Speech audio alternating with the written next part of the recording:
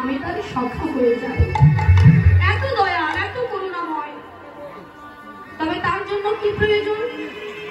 ভগবান একদিন বলেছিলেন ভক্তকে যে জানো ভক্ত, সর্বোপরি আমি সব থেকে কি ভালোবাসি, ভক্তের কি ভালোবাসি, কোন জিনিসটা আমার প্রিয়, যেটা দিলে ভক্ত আমি তার হয়ে যাই, সেটা কি জানো মা?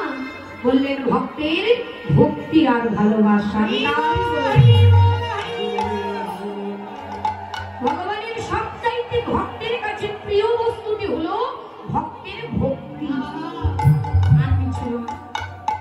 তাহলে আজ মাতা যশোদা নন্দ মহারাজের নবলক্ষ ধেনু নিয়ে চলে যাচ্ছে ভগবান গোষ্ঠগোচারণে। যেতে যেতে ওই রাধারানীর সঙ্গে যাবৎ গ্রামে থাকতেন রাধারানীর শ্বশুরালয়, মানে যাকে বলে শ্বশুর বাড়ি, রাধারানীর শ্বশুর বাড়ি। গোবিন্দ যখনই যাচ্ছে ওই রাধারানীর সঙ্গে নয়নে নয়নে তার মিলন হলো। খুব কষ্ট করে নয়নে নয়নে মিলন করতেন, কথা বলতেন না। ওই জটিলা কুটিলা জানতে পারলে যে আর হবে না। মিলন করে চলে গেলেন। সেখানে গিয়ে নানাবিধ খেলা খেলছে গোবিন্দ, কিন্তু মা কিছুক্ষণ পরে তার অন্তরে রাধার কথা মনে পড়েছে। তার আর খেলা ভালো লাগছে না। রাধার কথা যেই মনে পড়েছে অমনি তার মরমী সখা সুবলকে ডেকে বলছে, সুবলি, ও সুবল, আমার যে আর খেলা ভালো লাগছে না ভাই, ও ভাই আমাকে একটু রাধারের কাছে নিয়ে যাবে? কতক্ষণ হয়ে গেল আমার রায়কে আমি দেখিনি, আমায় একটু আমার রাধারানীর কাছে নিয়ে যাবে সুখী? তখন সুবল বলছে, ওরে কানাই, তুই কি পাগল হলি? এই অসময় আমি রাধা কোথায় পাবো? গোবিন্দ নয়নের জলে কেঁদে বলছে, সকালে তা আমি জানি না, তবে এতটুকু জানি, এখনো যদি আমি আমার রাধারানীকে না পাই, এই কৃষ্ণ প্রাণে বাঁচবে না। সুবল, তুই যেভাবে হোক আমার এই রাধা নামের কৃতাঞ্জলাটা জোড়াই দে। সুবল দেখলেন কিছু তো করতে হবে, নাহলে তো কানাই বাঁচবে না। তাই সুবল বুদ্ধি করে বললেন, ও কানাই শোন, এখন তার রাধারানীকে পাবো না, তবে চল তোকে রাধা কুণ্ডে নিয়ে যাই। রাধা কুণ্ডে গিয়ে ওই রাধা কুণ্ড দর্শন করে তোর কৃতাঞ্জলাটা জোড়াই নিন। তাই হবে। অমনি কাকে নিলেন? সুবল সখা আর বটু ব্রাহ্মণের ছেলে মধুমঙ্গল, তাকে হাত ধরে নিয়ে চলে গেলেন রাধা কুণ্ডের দিকে। গোবিন্দ আমার রাধা কুণ্ড দর্শন করে আর রাধে রাধে বলে ঘোড়ায় গড়াগড়ি দিয়ে কাঁদছে। মাগো, গোবিন্দের তো উপায় ছিল, যখন তখন রাধার কথা মনে পড়লেই রাধা কুণ্ডে ছুটে চলে যেত। কিন্তু আমার রাধারানী, তার যে কি দুঃখ, তার দুঃখ, তার দুর্দশা, তার যে গোবিন্দের প্রতি প্রেম, তা আমরা বলেও শেষ করতে পারবো না। রাধারানী থাকতেন কৃষ্ণবাদীর ঘরে, যেখানে থাকলেন জটিলা আর কুটিলা, যেখানে তোমার কৃষ্ণ কথা বলিতে মানা, রাধারানীর নয়নে কালো কাজল অঞ্জন করিতে মানা, ওই যমুনার ঘাটে যেতে মানা, নীল বসন করিতে মানা, গগন পানে যাইতে মানা। যদি সুন্দর করে বেনি বাঁধে ওই ননদী ছুটে এসে বলে, ওরে কলঙ্কিনী, বললি ওই বেনির মধ্যে বুঝি বেনি মাধবকে লুকিয়ে রেখেছিস? টান মেরে তার বেনিটা খুলে দেয়। কিন্তু তবুও শত আঘাত, শত কষ্ট, যন্ত্রণা সহ্য করেও আমার রাধারানীর প্রাণনাথকে ভালোবেসেছে। তিনি জগৎকে দেখিয়েছে, ভগবানের প্রতি যদি ভালোবাসা থাকে, কৃষ্ণবাদীর ঘরে থেকেও তাকে ভালোবাসা যায়। তাই রাধারানী আজ ঠিক দুপুর বেলা, মধ্যাহ্ন সময়, দুপুর বেলায় তিনিও তো গৃহে থাকেন। অমনি রাধারানী কি করলেন? রন্ধন করে স্বামী, শাশুড়ি, ননদিনীকে সেবা করালেন দুপুর বেলা। সেবা করার পর দেখবেন অনেকে দিবা নিদ্রায় ঘুমায়, মানে ঘুমাতে যায় দুপুরে। তা শাশুড়ি, ননদী আর স্বামী তিনজনেই ঘুমাতে গেছে, শয়নে গেছে। আর এই সুযোগ রাধারানী জীবনে কিঞ্চিত সুযোগও ছাড়তেন না।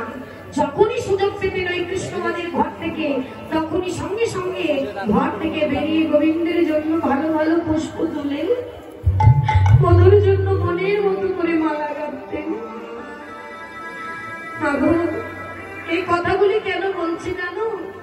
কারণ আমাদের মানব জীবনে সকলকে আমাদেরও অনেক সুযোগ দিয়েছে গোবিন্দ, অনেক সুযোগ একটি জীবনে দেয়, কিন্তু তার কিঞ্চিত সুযোগ আমরা গোবিন্দ সেবায় লাগাই না, হেলায় হেলায় কাটিয়ে দিই।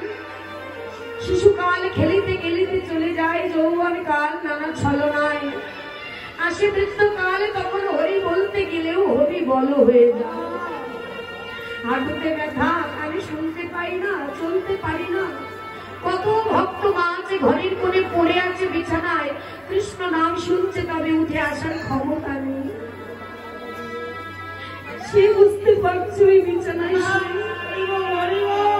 যে দয়াল কত সুযোগ তুমি দিয়েছিলে। যৌবন বয়সে আমি তোমার নাম করিনি, নানা ছলায় কাটিয়েছি, তবে আজ বিছানা সজ্জা, আজ মনে হচ্ছে ছুটে গিয়ে তোমার নাম শুনি। আজ আমার আর ক্ষমতা নেই। কাউকে যদি বলি একটু ধরে আমায় ওই হরিবাসনে দিয়ে আসবি রে, একটু কৃষ্ণ নাম শুনবো, সে বললে আমার সময় নেই। তাই সময় থাকতে, সময় চলে গেলে আর হয় না। তাই রাধারানী বুঝিয়ে গেলেন প্রতিটা সময়, প্রতিটা মুহূর্ত একটু কিঞ্চিত সময় যদি পাও সেটা গোবিন্দ সেবায় লাগাও, হেলায় হেলায় কাটিয়ে দিও না। তাই রাধারানী আজ সুযোগ পেয়ে ঘর থেকে বনে চলে গেছে, যেই ঘুমিয়েছে সবাই চুপি চুপি ঘর থেকে বনে গিয়ে ভালো ভালো পুষ্প তুলেছে। পুষ্প তুলে সুন্দর করে একটা গোবিন্দের নামে আর একটা মালা গেঁথেছে। গোবিন্দের নামে মালাটা খুব আনন্দ করে গেঁথে ফেলেছে মা, কিন্তু গাঁথার পরে হঠাৎ তার মনে পড়েছে গোবিন্দ ভজনে, গোবিন্দের মধ্যে যদি প্রবেশ করে তাহলে তার জ্ঞান থাকে না সে কোথায় আছে, কেমন ভাবে আছে, কিভাবে আছে, শুধু গোবিন্দকেই দেখতে পায়। হঠাৎ তার মনে পড়েছে যে তাই তো আমি তো থাকি কৃষ্ণ বাড়ির ঘরে, যেখানে কৃষ্ণ কত গণিতে মানা, যমুনার ঘরে যেতে মানা, নীল বসন পড়িতে মানা। আমি কেমন করে বোধের জন্য এই মালাটা গাঁথলাম। মালাকে দুঃখ করে বলছি, মালা রে, ও মালা, তোকে তো আমি আমার বধূ সেবার লাগি গাঁথলাম, তবে জানি না এই মালাটা আমি বধূর গলায় পরাতে পারবো কিনা, কারণ আমি তো অভাগিনী। সবার মতো যখন তখন বধূর কাছে ছুটে যেতে পারি না, যে ছুটে গিয়ে বধূ কত কষ্ট করে প্রখর রৌদ্রে যাই গিয়ে তার একটু চরণ সেবা করি, সেই ভাগ্য তো আমার নেই। তাই নয়নের জলে কাঁদছে আর মালাকে দেখে বলছি, মালা, তবে একটা কথা আমি তোকে বলতে পারি, মালাকে সত্যই যদি কিঞ্চিত সময়ের জন্য আমি আমার গোবিন্দকে ভালোবেসে থাকি, আমার ভক্তির জোরে, আমার ভালোবাসার জোরে আমি এতটুকু বলতে পারি, ওই পথের মাঝে গিয়ে দাঁড়িয়ে থাকবো। আমার ভক্তির বিশ্বাস কেউ না কেউ আসবে, আমি তার হাতে মালাটা তুলে দিয়ে বলবো, রে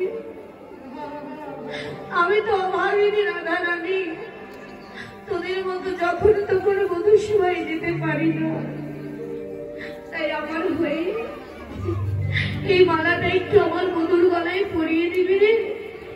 তাই সেই সাহস নিয়ে ওই মালা হাতে নিয়ে বহির দরজার বাইরে গিয়ে রাধারানী দাঁড়িয়ে নয়নের জল ফেলছে আর বলছে, কেউ তো আসবে, কেউ তো আসবে, এটা তো কৃষ্ণ নামের পথ। তবে মা দাঁড়িয়ে আছে, দাঁড়িয়ে আছে, তবে আজ কি হয়েছে জানো না, সব পথে সবাই যায়, তবে কৃষ্ণ নামের পথ যে আজ বড় ফাঁকা হয়ে যায়। কৃষ্ণ নামের পথ যে আজ বড় ফাঁকা। তাই রাধারানী দুঃখ করে বলছে কি, এই বৃন্দাবনে কি এমন কেউ নেই যারা আমার বধূর লাগে প্রাণটা একটু কেঁদে উঠে? কেউ কেঁদে কি কারো প্রাণ কাঁদে না? তাই নয়নের জলে কাঁদছে আর বলছে মালা কি মালা, দেখ দেখ মালা, আজ গোবিন্দ সেবা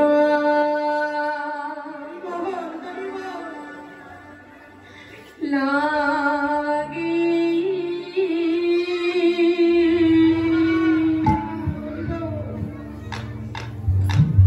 কারো কি প্রাণে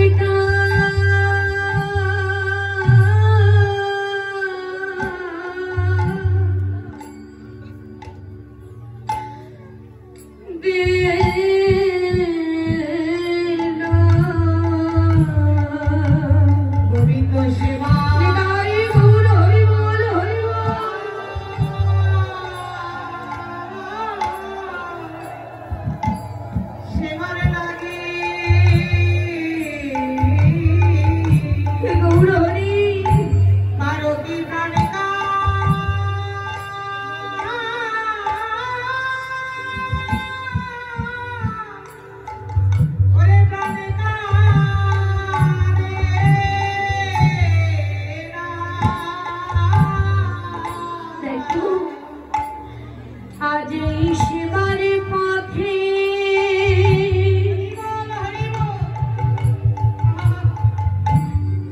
আজ কেউ সে গোবিন্দ সেবা লাগে কারো কি প্রাণে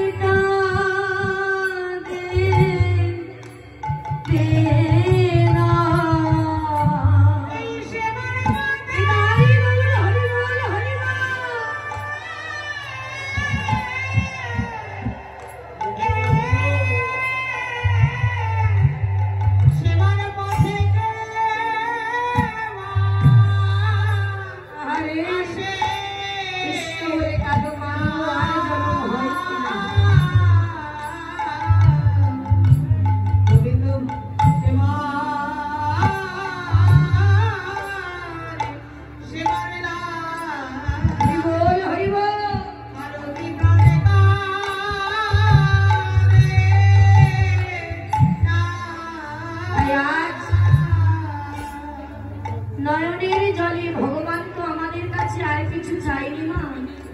ভগবান বলেনি ভালো মন্দির করে দাও, ভালো প্রসাদ দাও, কিছুই চাইনি মা। ভগবান চেয়েছে হেজি তোমরা আমাকে তোমাদের এই দেহের মধ্যে যে দুটি নয়ন আছে না, সেই নয়নের দুফোঁটা নয়ন বাটি দিয়ে আর মনে তুলসী দিয়ে তোমরা আমায় একবার ডাকার মতো ডাকো।